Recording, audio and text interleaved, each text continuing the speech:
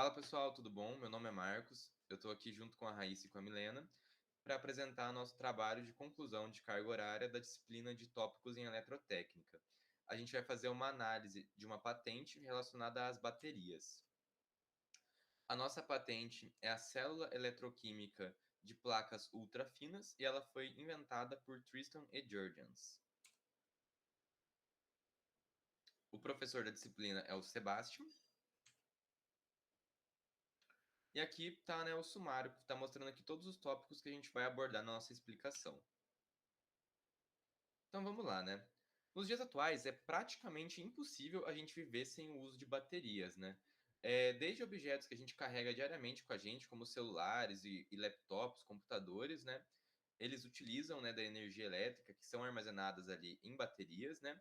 Até objetos, né, de grande porte, como automóveis, grandes aviões, grandes navios, todos eles têm em sua composição, né, baterias que são capazes de armazenar ali e transmitir energia elétrica para todos os circuitos, né, que necessitam de eletricidade.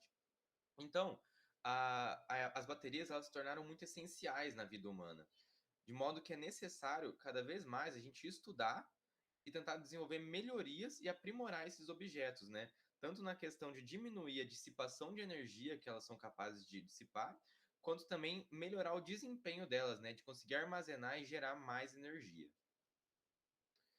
Para a gente entender como a célula de Tristan ela traz evolução em relação às células anteriores, a gente tem que entender, primeiramente, o que cada uma das células anteriores tinha de particularidades, tanto de vantagens quanto de desvantagens.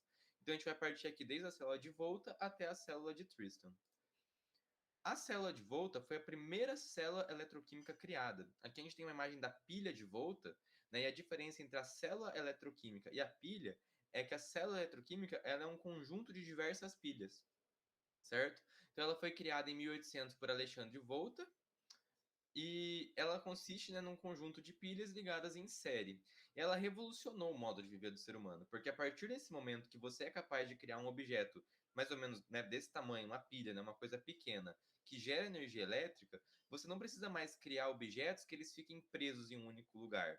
Você consegue criar objetos que eles vão conseguir ser alimentados por essa pilha e eles podem funcionar em trânsito, como hoje em dia é o caso, né, de celulares, notebooks, que eles funcionam enquanto você está se movendo, em qualquer lugar ele está funcionando, né? Então, né, mais ou menos 60 anos depois, né, diversos estudos nesse meio tempo foram desenvolvidos, mas um dos estudos mais importantes foi o de Planté, onde ele desenvolveu a célula de chumbo ácido, né? A célula de chumbo ácido ela foi criada então em 59 por Gaston Planté e ela traz aqui um novo design, né, da maneira que essas baterias, né, dessas pilhas, elas são organizadas umas nas outras, né? Além disso, ela traz também um novo sistema químico, que é o sistema químico de chumbo ácido. Esse sistema químico ele é um sistema que ele é capaz de gerar bastante energia numa relação custo-benefício. Então, até hoje, ele é muito utilizado. Entretanto, né, apesar de trazer melhorias no desempenho das pilhas, né, das baterias em geral, ela trouxe algumas dificuldades práticas, né? Foram duas as principais e ambas foram causadas, né, devido aos gases que estavam ali dentro, né? Porque uma vez que você tem as relações do chumbo com o ácido, eram gerados gases como o oxigênio e o hidrogênio. E esses gases, se eles ficassem ali dentro, eles iam aumentar muito a pressão, eles iam alterar toda a pilha. Então você precisava fazer furos para você deixar esses gases saírem. Entretanto, por esses furos, qualquer vez que você tinha um balanço na célula eletroquímica ou alguma coisa do tipo, você tinha que o ácido vazava. E, né, como a duração da sua pilha ela dependia diretamente da quantidade do ácido que você tinha ali, você diminuía a vida útil da sua pilha, da sua bateria, né? Além disso, você também tem que as características físicas das placas, né, o formato das placas, elas eram deformadas pelo movimento desses gases, porque essas placas de chumbo elas eram muito moles. Então a passagem dos gases elas acabavam por deformar a placa. Uma vez que você deformava a placa, você alterava também todo o desempenho da célula. Então, para isso, eram incorporados metais, né, como o estanho ou como o cálcio, nessa composição das placas de chumbo, para você estabelecer maior rigidez. Só que uma vez que você diminui a pureza do chumbo, você diminui também o desempenho da célula. Assim, né, mais ou menos um século depois, né, surge a primeira invenção que foi capaz de resolver esses problemas, né, que é a célula de McClelland, né. McClelland e seus companheiros, né, eles conseguiram gerar um sistema que gerava o reaproveitamento dos gases. Então, ao invés de você fazer um buraco na célula e deixar o oxigênio e o hidrogênio saírem, ele teve uma sacada que era a seguinte: se você deixar o oxigênio reagir com o hidrogênio, eles vão gerar água. E a água, né, quando ela entra em contato com o gás hidrogênio, ela gera o hidrogênio ácido, que era exatamente o necessário que vinha do ácido. Então, a partir desse momento, você é capaz de fazer o ciclo do oxigênio, aonde você vai ter constantemente o hidrogênio ácido sendo formado, colocando uma quantidade mínima de eletrólito. Então, você não precisava colocar muito ácido mais, você colocava pouco ácido e você ia gerar aí o ciclo do oxigênio, que é manter mais ácido por mais tempo. Para isso, você só precisava de um material adsorvente, né? Um material que ele fosse capaz de pegar todo esse gás e guardar, digamos assim, dentro dele, né? Então, ou adsorvente ou poros, né, para você reter esses gases. Além disso, a estrutura, como a gente pode ver aqui, como um todo, ela adquiriu uma característica muito mais profissional, ela se tornou muito mais rígida por si só. Então, a partir desse momento, você não precisa mais incorporar outros metais no chumbo para manter a rigidez. O próprio chumbo pode ser utilizado mais puro, que também vai aumentar o desempenho da sua célula. Aqui a gente tem um gráfico, então, né, que mostra a capacidade de descarga em amperes por hora, né, da sua célula de McClelland e as células que existiam até então. E a gente pode ver que a célula de McClelland ela é capaz de descarregar por muito mais tempo antes de acabar, né, o total que ela tem para descarregar, a sua bateria total, né? A célula de Schode ela é uma célula anterior à de McClelland, portanto ela não utilizava o sistema de reaproveitamento dos gases, mas ela trazia a ideia de placas mais finas do que as placas que eram utilizadas até então. Isso advém, né, da vantagem teórica de que quanto mais finas as placas, menor é a distância que os elétrons têm que percorrer nessa questão tanto da recarga quanto da descarga. Entretanto, as patentes de Schode elas não indicavam característica alguma de superioridade ou de superioridade em relação às outras existentes, né? Então, né, um pouco depois, veio a célula de Nelson. A célula de Nelson ela é muito interessante porque ela foi capaz de incorporar até certo ponto as invenções de Schode e até certo ponto as invenções de McClelland. Então, de certa forma, ela uniu as duas invenções, fazendo uso de placas de chumbo mais finas com o reaproveitamento dos gases. E graças a isso, ele teve uma propriedade de descarga e recarga muito superior a qualquer outra existente na época. E ele teve uma sacada a mais ainda. Ele pensou o seguinte: e se eu utilizasse a pasta reativa em camadas ultra finas também? Então, quando ele faz isso, ele vai fazer os testes, ele percebe que ele tem uma capacidade ainda maior de recarga e descarga. Já os problemas relacionados à célula de Nelson se dão graças à estrutura que ele utilizou. Né? Ele utilizou grades na estrutura interna do eletrodo. Então você tinha que a pasta reativa ela era colocada por toda essa estrutura e parte dela não entrava em contato com o eletrodo, ficava aqui nesses buraquinhos. E como ela não entrava em contato com o eletrodo, ela perdia a função dela. Então você tinha uma queda no desempenho graças a isso. Além disso, quando você quer fazer a dissipação, aliás, você queria, né, descarregar essa bateria em altas taxas, você acabava perdendo muita energia na forma de calor. Então esse é um dos principais problemas da célula de Nelson. Então, né, aqui a gente tem um gráfico demonstrando exatamente a superioridade da célula de Nelson em relação às outras existentes. A gente pode ver aqui que a descarga, né, a voltagem da descarga, ela permanece muito mais alta por muito mais tempo na célula de Nelson, frente às anteriores, né, que eram as que existiam até então. Então a gente tem uma vantagem na célula de Nelson mesmo, apesar de ter alguns errinhos ainda para corrigir, né? Para corrigir um dos erros de Nelson, surge a célula de Chugowski, né? A célula de Chugowski, ela traz um elemento adicional que ele atua como dissipador de calor. Então você deixa de perder tanta energia na forma de calor, certo? Então agora a gente consegue passar aqui para o sumário da invenção, né? O sumário da invenção é um resumo, né, da célula de Tristan, né? A célula que a gente está estudando e o que a gente quer entender mesmo, que modificou e trouxe de melhoria. Então aqui a gente tem o seguinte, né? A célula de Tristan ela é composta por placas ultrafinas de eletrodo não perfuradas, então não perfuradas para não acontecer o mesmo problema das grades de Nelson. Faz o uso, né, de camadas ultrafinas de material ativo e de material absorvente e faz o uso de folhas de chumbo mais de 99% puras. Então aqui você tem um aumento do desempenho muito grande devido a essas duas características. Além disso, são feitos tratamentos, né, para aumentar a adesão do material ativo. São feitos ataques químicos no qual você aumenta a rugosidade dos eletrodos de maneira que o material ativo ele fique melhor aderido. Então, isso também auxilia no desempenho da célula. Esse material ativo ele é constituído por compostos de chumbo, como os óxidos ou sulfatos de chumbo. Graças a isso, você manter o mesmo eletrólito é melhor também para a sua célula. E além disso, uma vez que ela surge, né, mais de 10 anos da invenção, depois da invenção do McClelland, a gente tem aqui o uso de qualquer material separador para realizar o ciclo do oxigênio que foi inventado desde a célula de McClelland. Então, qualquer um dos que foi inventados anteriormente funcionam muito bem com a nossa célula. Além disso, a gente tem aqui um conjunto de fixação de eletrodo aprimorado. Esse conjunto de fixação de eletrodo, ele reduz as perdas por calor. Então você resolve um dos principais problemas da célula de Nelson, né? Ele utiliza, né, da invenção do Chugalski para você conseguir melhorar a célula, a célula que existia até então, né? E graças a isso a gente tem capacidades aprimoradas, tanto de recarga quanto de descarga. A capacidade da corrente máxima ela se torna maior e a corrente ela permanece maior, né? Permanece máxima por mais tempo durante a descarga, de maneira que você consegue descarregar muito mais rápido essa bateria. Além disso, né, as quedas de tensão elas são quase nulas, né? Porque você tem uma baixa densidade de corrente, você tem uma corrente circulando por uma área muito grande, então a densidade de corrente se torna muito pequena. Oi, eu sou a Raíssa e eu vou falar um pouco agora dos componentes da célula, como é a disposição dentro dela e o que isso vai agregar.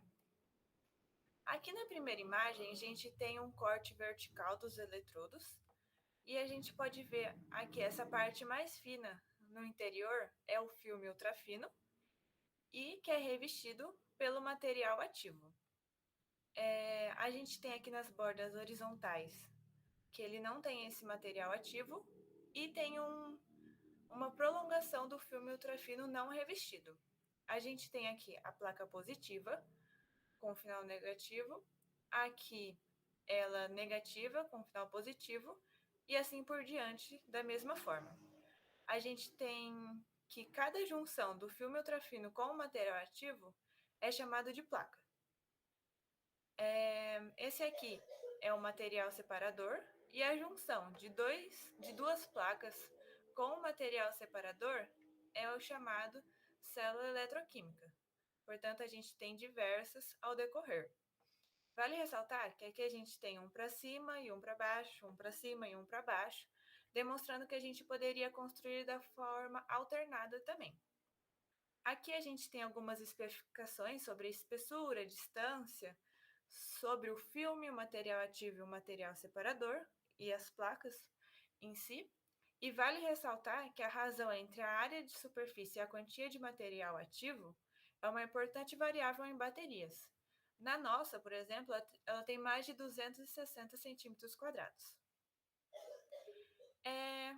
Essa disposição ela pode ser tanto da forma paralela como a forma espiral, que é a preferida dessa invenção, justamente porque a gente usa uma única folha de material separador, como a gente pode ver aqui. Além dos componentes demonstrados, a gente também tem o conector, que se posiciona quando a célula já está formada.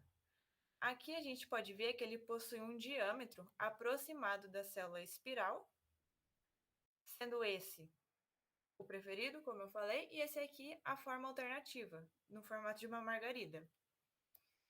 Quando a gente já tem a bateria pronta, a gente tem esse corte transversal vertical aqui, que a gente pode ver exatamente aquela prolongação mostrada aqui, que a gente tem além do material separador e da placa, ela vai sofrer uma dobradura que vai se conectar ao conector por meios de soldadura laser ou arco de plasma, que acontece por essa abertura que a gente tem aqui, indicado pelo número 34. Essa conexão é muito importante e ela só acontece por causa da disposição física que a gente tem entre as placas e o separador. E vale ressaltar que quanto maior a área de contato entre a superfície das placas e o conector, menor vai ser a resistência e o calor gerado. Ou seja, a gente tem uma redução na perda de calor, que é justamente o grande problema lá na bateria de Nelson. A gente teve o corte da bateria e aqui temos a bateria em si, em que ela é selada por propileno e aço inoxidável com meios de ventilação. E os conectores serão mantidos físicos com um conector terminal por uma braçadeira toroidal. Esse terminal é mantido isolado do aço por uma arruela. É importante dizer que a bateria ela pode ser feita com filme ultrafino de chumbo ou de níquel. Como vai ser especificado aqui, brevemente, a nossa patente diz respeito à feita de filme de chumbo. Então, a gente trouxe um gráfico que tem a comparação das curvas de descarga. A primeira é a de McClelland, essa aqui é a de Nelson, e por último, a nossa, mostrando muito mais eficaz e eficiente frente às outras. Oi, meu nome é Milena e eu vou falar um pouco sobre as modalidades preferidas para essa patente. Nisso, eu vou mencionar a composição e a caracterização dos materiais utilizados. Vou falar um pouco sobre as placas, a pasta de material ativo, o separador adsorvente, o eletrólito e a ventilação utilizada. Bom, ao que confere as placas, como já citado, elas devem ser filmes finos, não perfurados, de composição de 99,9% de chumbo, ou também pode ser utilizado 99,5% de chumbo e uma ação de 0,5% de estanho. Bom, o que confere a espessura, ela deve variar de 0,015 a 0,03 polegadas. Já o que confere a pasta de material ativo são utilizados óxidos de chumbo. Esse óxido de chumbo ele pode variar com diversas combinações, podendo ser de monóxido e também de tetraóxido. Isso vai variar para a utilização que for escolhida pelo próprio inventor. Nesse caso, eu mencionei duas combinações que podem ser utilizadas, tanto o de uso de monóxido de chumbo para o eletrodo positivo para o eletrodo positivo e negativo, e para o uso de tetraóxido de chumbo para o eletrodo positivo e monóxido de chumbo para o negativo. Ambos vão fornecer um ambiente benéfico a tal sistema. Mas é importante salientar que, dependendo da escolha feita, geralmente optando pelos óxidos de chumbo, é importante ter uma solução eletrolítica com a gravidade específica de 1,20 e 1,32 nessa média.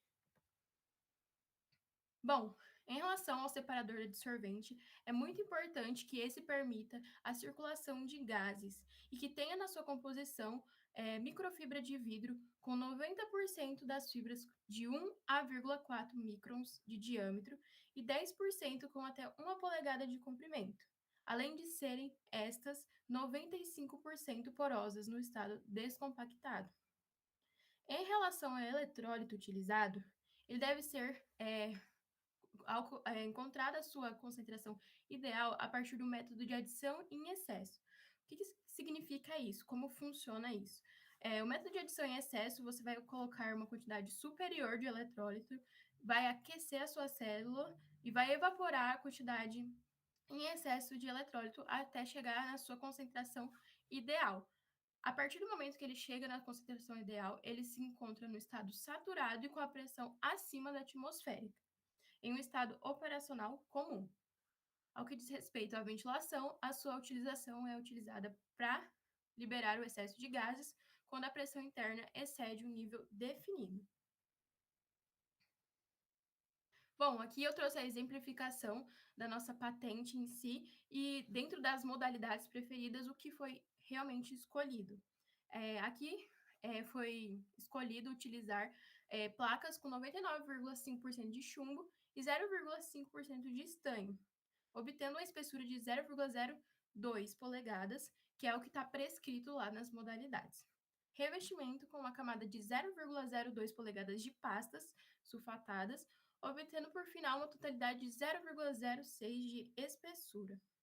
Já o que diz respeito ao eletrólito, foi escolhido ácido sulfúrico com a gravidade específica de 1,28. Já o que diz respeito ao separador, como escrito anteriormente, foi escolhido de 95% de porosidade, em estado não comprimido, 90% de fibras de 1 a 4 microns e 10% de fibras de 1 polegada de comprimento. Já a área superficial de 2 metros quadrados.